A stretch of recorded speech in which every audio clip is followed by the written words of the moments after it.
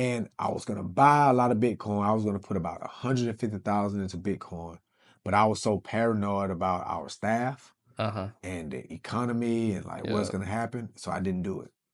I waited until late August and then I started buying Bitcoin. Okay. If I would have bought the Bitcoin in February, the way that I said I would have bought it, that 150,000 would have been about $18 million. God damn. You know what I'm saying? Even to this day, if I would have just bought it at 13,000 and spent that, 150 grand and just held on to it. That should have been worth about 15, 20 million right now.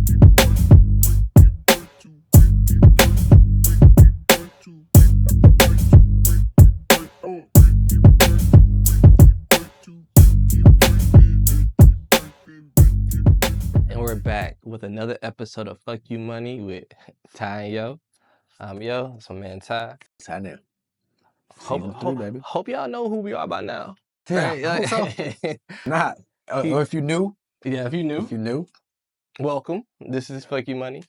And Ty, today's episode, you had an idea, and I want you to kind of break it down for the people.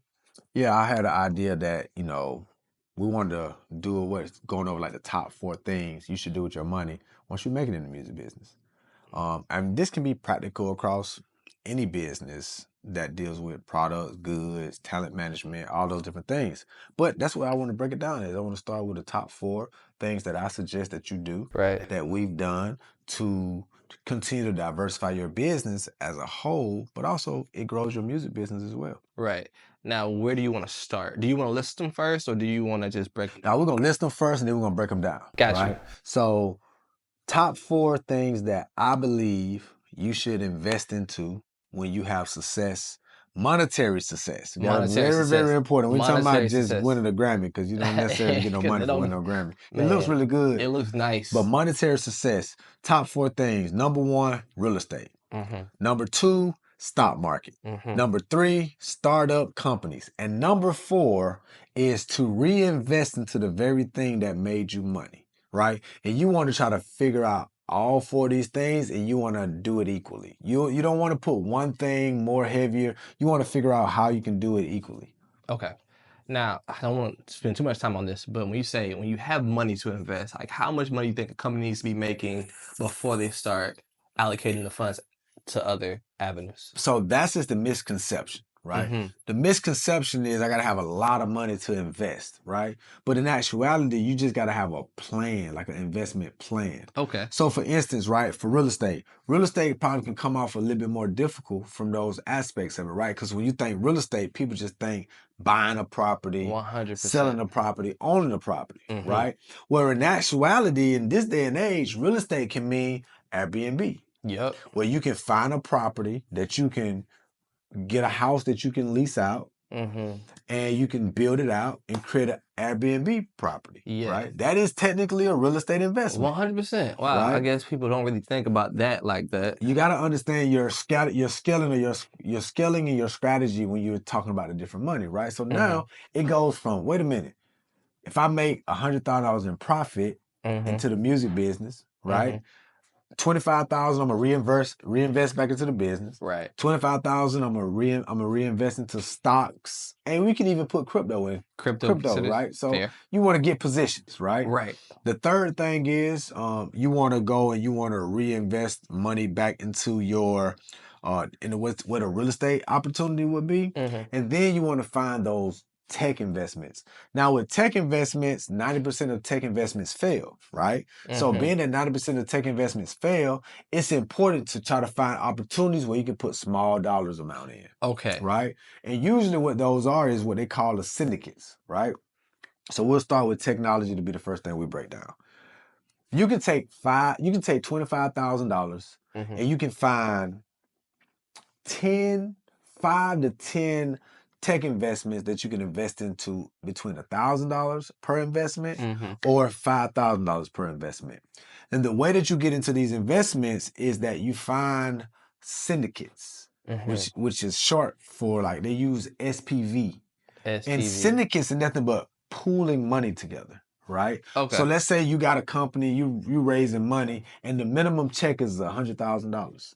That's minimal. Okay. Well, with your 5,000, you won't make that qualification, right? No. But if you are introduced to the opportunity through a syndicate, the syndicate is pulling the money together. So it might be 15 people that'll put $10,000 a piece in, right? Right. On average. Now, boom, you can get involved into this. That was our first real investments, is that we started being introduced. You know, when you go distribution with Venice, press them, say, hey, you want to get introduced to some of those opportunities because you're distributing with them, right? Right. But that's how we got introduced to these small opportunities to put $1,000 in, 2,500, Yeah. 5,000. You know, and these are like, you're saving, you know, $600 a month to have $6,000 to invest, right? Yeah. And that's a really big thing that a lot of people don't know about. Now, on the tech side, when you're meeting these companies, do you feel like you're betting on a winner, or are you just trying to spread your money out?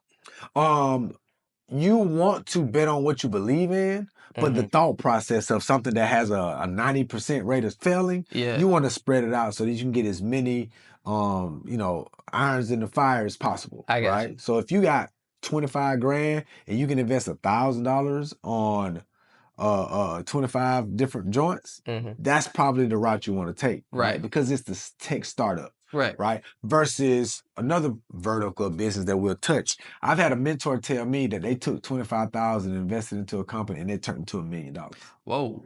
right? So that you gotta think about it. It's a rare occasion, Yeah, but it's but still a possible occasion. yeah. So you want to make sure that you're finding those opportunities, and it's a lot of different platforms that you can go about. I mean, you can find stuff on.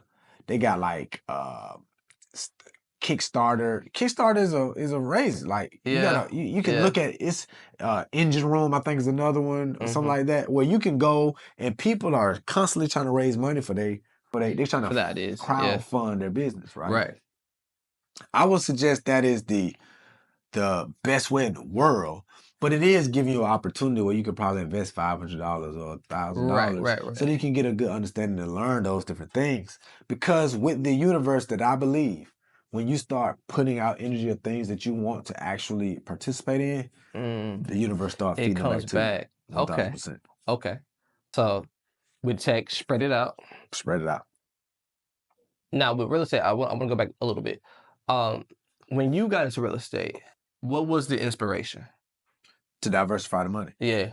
Point blank period. It was to diversify the money, and I found the right partner. Right. Right? So with real estate, if you got some money, you could potentially find the right partner, right? That you can actually put the 10% down, put the 20% down Right. to get a $150,000 loan, $200,000 loan to go get a property. Or you can take the 25,000, you can find like a little space you can rent. Right. And then you can just Airbnb it. Yeah. You know what I'm saying? Airbnb is not an easy thing though. You gotta have a strategy to market it. You got to figure out the right city that you're going to do it in so it makes sense. Is it close to a college town? Yeah. Is it close to the Hollywood Walk of Fame? Is it close to South Beach? You got to figure those different things out. How you But gonna handle the upkeep? yeah, so you can start that with, you know, if you got rent, that's $2,500 or $3,000. You got your $25,000 budget.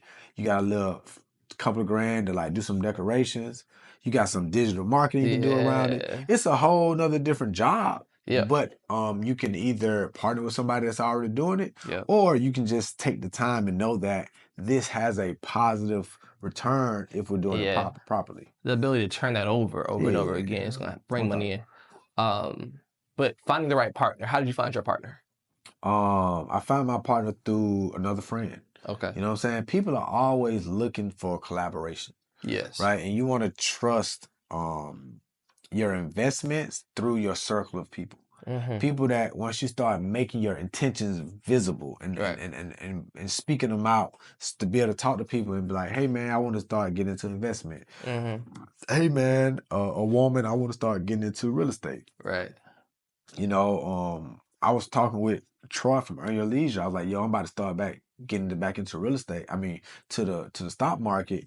Is any advice? And he's literally asked me, what's the strategy? You know what I'm saying? Like, what strategy? What are you trying to like do into it? And I was like, man, I used to have a strategy, but I'm gonna have to wait and give me some time. He's like, yeah, you know, they give great information around that aspect of it. You know what I'm saying? Him, Troy, Ian, Troy, Rashad, Ian, they give really great information that I've been following since I started back up. So the partnership, seeking it in like understanding and Right. seeking the information is so important when you're talking about re-diversifying your money. What I just heard you say was also like, don't rush in. Nah. Like you can be inspired and interested, and Mhm. maybe you even have the money to allocate toward an investment. But to his point, what is your strategy? Yeah. Now, when you first got into stocks, do you know how long ago was that? I first started investing into the stock market, I want to say 2018. 2018. I started investing into marijuana Okay, because I think that's the last year that Obama was in office, if I'm not mistaken. I think Or it he was was. run. I I thought it think was I 2016. I could be wrong. yeah, whatever his last year office is, they thought the marijuana would get legalized because of who Donald Trump potentially winning. Yeah, you know what? You're right. And I You are right. started to invest heavy in the marijuana stocks. Oh wow. Yeah. That was the only thing that you saw. You was just like, oh, people believe that this is about to happen. Yeah, So I was just thinking about marijuana stocks, bro. That was my strategy. that All was, marijuana. I think I he probably said got some all marijuana. Spotify stock and some Yeah, Amazon along the way, yeah. but the bulk of that time was then did I transition and start investing into crypto. Okay. But before the transition to crypto, what did you learn from the marijuana stock investments? It's risky. Yeah, Yeah, you talking about penny stocks? You know what I'm saying? Risky, very yeah. risky. A Very lot of it risky. failed. Some Yeah, of them still companies are still functioning, but a lot of but a them lot of it failed. failed. Yeah. Would you suggest to somebody that wants to find something to invest in now, start with penny stocks or Now, I would never suggest them to start with penny stocks. I would suggest them to really sit down and do the research. Having the money is one part of it. Doing the mm-hmm. research is the other part. You know what I'm Yeah. saying? That's something that we got to be very clear about when we're talking about investing, right? I always had to do the research. I knew marijuana is going to get legal. I might have been 10 years in advance, Right, early. right? But I still know that at some point it's gonna get legalized. You know what I Mm-hmm. mean? And so that was just doing research to know, oh, it's a president change of guard. Right. That means that regulations are gonna change, tax laws potentially gonna change. Yeah. Just knowing that information was like where the strategy was at. Even Right. like today, like it's a president election is gonna happen at the end Coming. of the year. So the stock market is doing what the stock market is doing. Uh-huh. Knowing that information, you can take your $3,000 and maybe grow it to $10,000 between Mm-hmm. now and January because you know that information. Just based on knowing it's an election year and these things will change. Yeah. And I guess maybe that's the thing about investment is like the ebbs and flows of it. Yeah. How do you protect yourself within investing? I know it's a Um, risk, but like how yeah, do you you gotta start smart. Don't invest money that you can't afford to lose. Yes. You got to make sure that you're doing the knowledge, getting the education. Rather, you're paying for some type of ebook training, or you're Yeah. looking at people that are really doing it, that's experts that have proof of concept, Mm-hmm. right? And you just got to start small.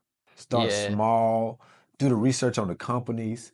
A lot of these guys that are really great at doing the market for themselves, they always give these disclaimers like, hey, we're only giving you these options that we are personally invested in. Mm-hmm. We encourage you to go do the research. Mm-hmm. Learn about the company, learn about the product, learn about the transitions, the CEO, the CFO, and all of those different aspects of things, very important.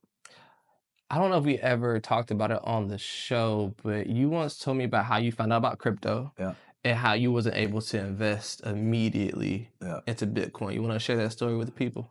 Yeah, so we can Bitcoin and stocks. All of it is about investing into positions, right? Mm-hmm. So they kind of like go hand in hand to a certain degree, especially with Bitcoin specifically, because it's exploding. It's going to continue to grow. When I first learned about Bitcoin, it probably had to be like 2008, 2009. I Mm-hmm. barely could talk English. So me trying to articulate to my friends this blockchain crypto thing that's on the dark web that they using for buying arm goods and shit, I couldn't articulate that well, and it was so hard to get access to it before Coinbase and all those different Right. things. It wasn't until later, maybe like 2017, one of the managers I co-managed a talent with named Chad was like, Ty, give me $30,000 and I'm gonna go buy Bitcoin for you and it's gonna blow up. And I was like, I ain't giving you $30,000. He might have said 10. Right. He might have said 10,000. So he went to my man Irv, said the same thing. Irv, give me $10,000 or $30,000, and I'm gonna go invest it into Bitcoin with you for you. Yep. Irv was like, I'm not giving you that money. The difference between me and Irv is he took the 10,000 and he went about cryptocurrency. He went about Bitcoin and he went about Ethereum and he went about Litecoin. Oh. Right? So when Irv bought this shit in 2016, man, if I'm not mistaken, Bitcoin was like $1,000, bro. Yeah. $1,000. He bought $10,000 worth of Bitcoin. I think he probably spent another $5,000 to buy some Ethereum or whatever the case may be. I never bought the shit. So when 2019 hit, I'm like, end of 2008, I didn't do the shit. I started spending all the money in marijuana. So I'm like, marijuana, niggas smoke marijuana. So I know one thing. I don't know about this cryptocurrency shit, But I niggas know. definitely gonna smoke this marijuana. So I'm like betting on that heavy. Yeah. If I would have put that same amount of money that I was betting into marijuana, into cryptocurrency, this is the same layer of risk so that I may act. Investing into penny stock marijuana companies in 2018 is the same risk as investing into cryptocurrency in 2018. I just took a different risk based on something that I just knew that niggas smoke marijuana. That's just what it's gonna be. I started to get back into that and started to really be like, oh man, let me start investing in 2019. Slowly doing it. It wasn't until 2020 that I was like, okay, I'm sold. And that was when COVID happened. When COVID happened, I'll never forget this. It was March 16th. Bitcoin was 13 grand. And I was going to buy a lot of Bitcoin. I was going to put about 150,000 into Bitcoin. But I was so paranoid about our staff and the economy and like what's going to happen. So I didn't do it. I waited until late August and then I started buying Bitcoin. Okay. If I would have bought the Bitcoin in February, the way that I said I would have bought it, that 150,000 would have been about $18 million. God damn. You know what I'm saying? Even to this day, if I would have just bought it at 13,000 and spent that, 150 grand and just held on to it. That should be worth about 15, 20 million right now, right?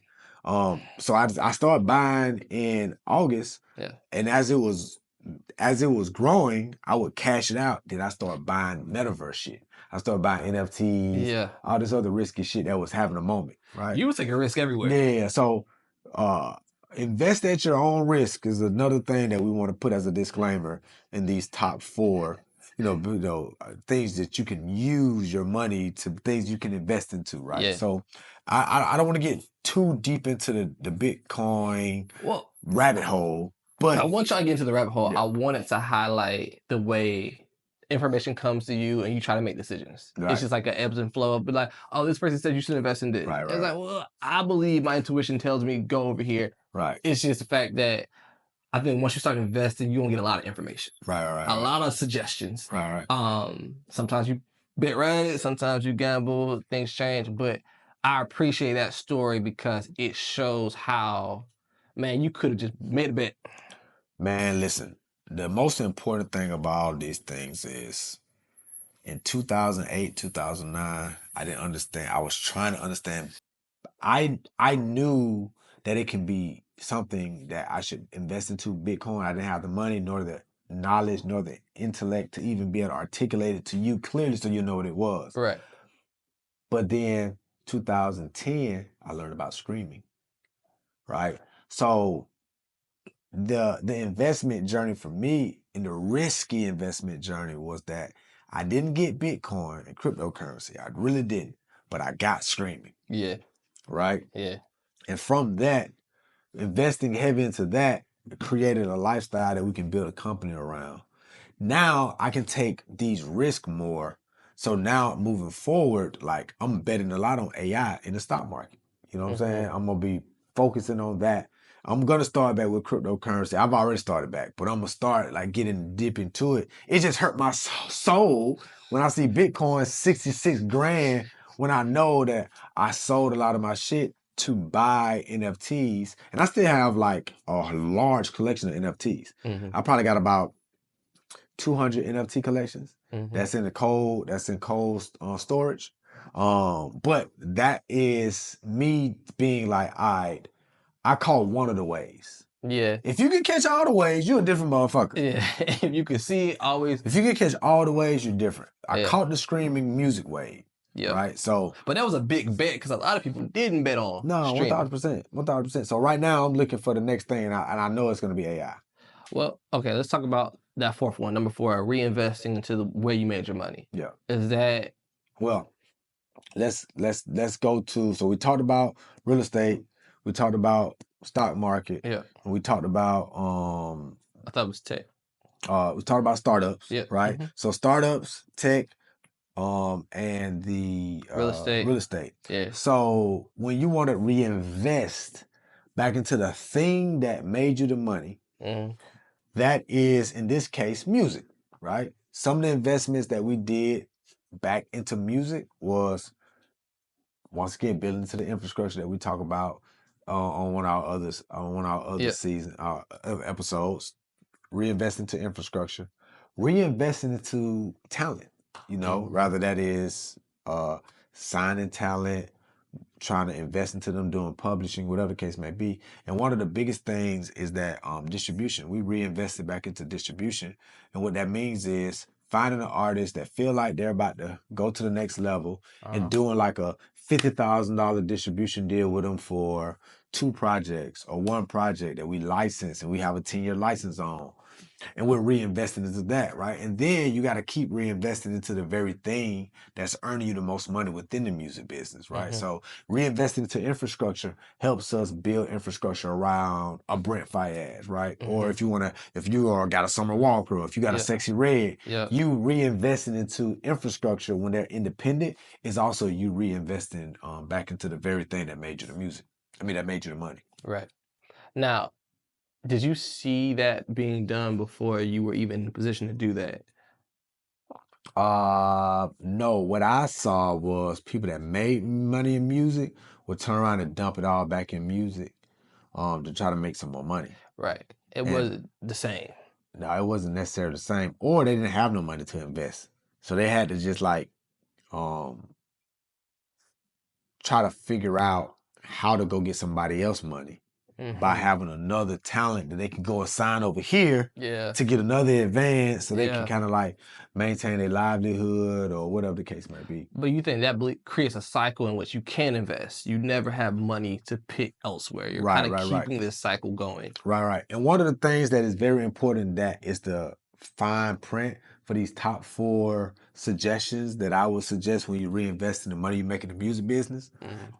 Owning your masters and controlling that you are the first line of contact when the money comes in. And what that means is if you put your stuff out on STEM, all your money come to you first, right? And then STEM also is paying everybody else out, but you're the first line of defense from your distributor. So your distributor pay you the money from here and it goes here to your company. When it goes to your company, then you're getting paid every month. It's way easier to develop a reinvestment strategy and an investment strategy if you're getting revenue every month. If you're not getting revenue every month and you're getting it twice a year, 4 times a year, once a year, it gets a lot difficult. It's too sporadic. Yeah, too sporadic. I wouldn't suggest making those type of big bets unless you're talking about you getting $1 million a year from your royalties and all those different things. Right. But that means that you got to make sure that $1 million floats the next time around. But when you're getting money monthly, it's easier to build out projections for your company. Simple as that. And it's easy to invest. So you can literally say every 10% that we make every month, we're going to put to this pocket. And every 6 months, we're going to pick out the best investment. Right. But it has to be guaranteed every month for you to even project that. You got to be able to project it. So it has to have a pattern. It has to be a certain earning pattern. Mm-hmm. Guaranteed is a really tricky word, but as close as guaranteed as Yeah. possible, that's But what you want your earning money to be. pattern sounds a lot more Right. legit. Like you Yeah. have an earning pattern Right. and you can kind of now say, all right, this has been going on for 3 or 4 months. I can start pulling things out and putting things in places. But once you have an earning pattern, it's a good idea to start investing. 1,000%. Yeah. 1,000%. Because the biggest thing about it all is when you decide that you want to grow your business, Mm-hmm. you got to know that investing in not overly diverse. That's why we just said, like, we just picked out 3 things, right? Yeah. Because I could have been like, you can go get a franchise. Yeah. Then when you get your franchise, you can go start your farm. And then you get your farm, next thing you know, you can go get your Right. t-shirt business. And then Yeah. your t-shirt business, then you can go get your tow truck. I ain't say all of that. Yeah. I ain't say you go get your vending machine. No, these are just the top 3 things that I think you can leverage against. If you have a stock market, if you're in the stock market and you have a portfolio, you can leverage that portfolio and you can pull out a loan against it, right? If you got real estate, rather if you own the real estate, that adds value to your net worth and your personal finance statement, Right. which you can pull equity out of that house, right? And then when you start talking about tech startups, that's just the risky part of it. Yeah, that's You know what I'm saying? Tech startups is pretty much cryptocurrency as well, because yeah. cryptocurrency comes from tech startup companies and they're just as risky as music. You know what I'm saying? They're just as risky as music. So the tools and the tips about these 4 vehicles that you reinvest into, and then the 4th thing when you said reinvest Reinvesting. back into music, that's your expertise. Yes. You're reinvesting back into your expertise. Yeah. Everybody should be trying to do that, right? Right. Because it can kind of, even though it's difficult to be successful in music, you're already successful. Right. So reinvest back into your expertise. That's something that I'm getting back to the point now Yeah. in 2025. Yeah. All of 2023, all of 2024, and even parts of 2022, I was running from music and investing to other things to now get back to 2025 where I'm like, I'm back doubling down on investing into music by like 10% more. If I was doing 25% investment, now I'm going to be doing 35% reinvesting back in music 100%. or whatever the profits are, right? Tell me this. How do you control when you know you're going to be investing into a certain sector? Because it seems like you were able to kind of recognize that you weren't investing in music as much as you were investing in maybe like tech and all these other things. But I'm assuming that if you were trying to invest in everything at the same time equally, it probably wouldn't have worked out the same way. Like, how do you know what you're focused on and when you'll be focused back on something else? Based on the people that I can get information from, right? When I started focusing on like startup companies, it was specifically because I was talking with Susie and Troy at Venice. Yeah. And they was like, I was just curious. I was like, man, I want to be investing into stuff like that, you know, and they started bringing opportunities because it helps them, because it makes so that their money can stretch too. Because if you got $1 million and every time you want to invest to a company, it's $100,000 minimum, that means that you can only invest into 10 companies. Yeah. But if you got $1 million and you can pool money from different people, you Right. can invest $50,000 into the SPV. Yeah. Then the other people that are pool in the other 100,000. Now you created an SPV, you manages it, so you get a carry. And what that means is that, let's say that you invest $100,000 into this company. This company blows up and they sell, and you do that 400,000, that 100,000 turns into 500,000, right? So that's $400,000 in profit. When you manage the SPV, you get a percentage of that landfall. So you get a percentage of that 400,000 because that's the profits. Right. You see what I'm saying? Yeah. So now you put 50,000 in there yourself. Yeah. And you get your full, you put 50,000 in, and then this thing, you got 200,000 profits. Yeah. Then that other 200,000 profit, you get a percentage of that because that's other people's money that you vetted this investment out, you introduced them to it, you did all those different things. So now That $1 million, you put it in 20 investments instead of 10. You So can the spread it out. SPV works out for the people that got money, and it works out for people that don't have enough money, but they got enough money to invest, but they don't have enough money for the minimum check. Right.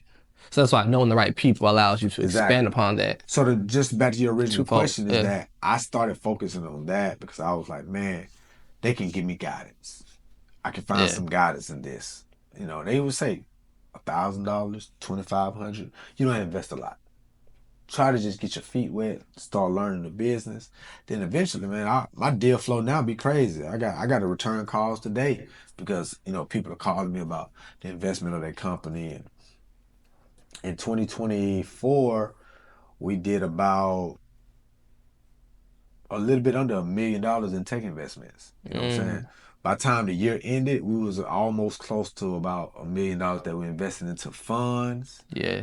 to companies directly, to SPVs, and that's something that year over year we're gonna keep doing and taking a bet on the technology, the founders, and as a young investor, you're going to be sometimes you get an opportunity to meet the CEO, to I meet was the about to founder, say, like now and you if meet you so many meet the people. founder as a young investor, young meaning that you're just new, not Yeah. age, like you're a new investor. Yeah, you knew the space. And you can get in front of them, and if you can talk to them and they feel like you get it, you instantly become valuable to them.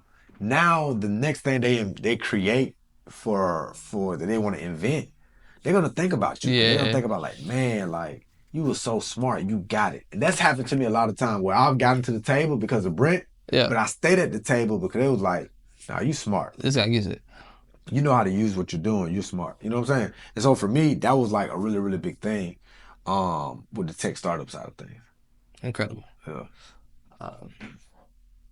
Anything else you want to say?